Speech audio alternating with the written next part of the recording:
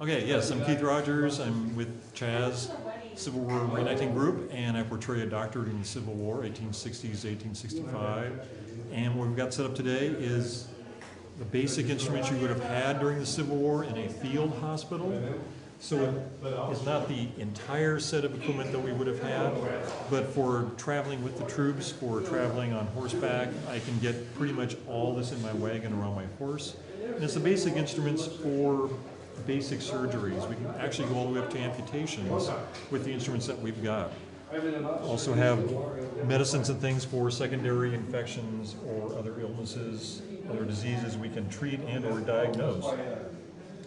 Got the basic amputation set with everything for getting down with the instruments down to the bone and actually then doing the amputation, removing the limb, which was a life-saving technique.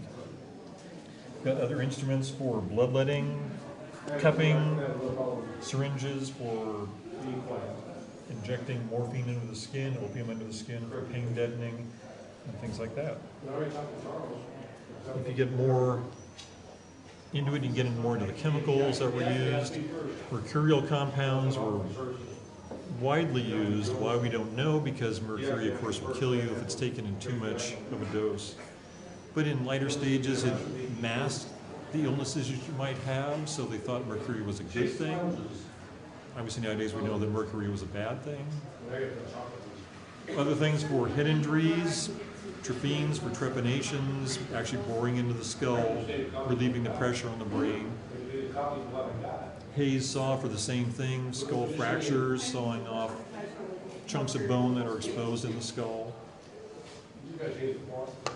And of course, doctors would be doing dental things. Usually a steward would be doing dental procedures, and these are front tooth forceps, just pull the teeth out. Ding.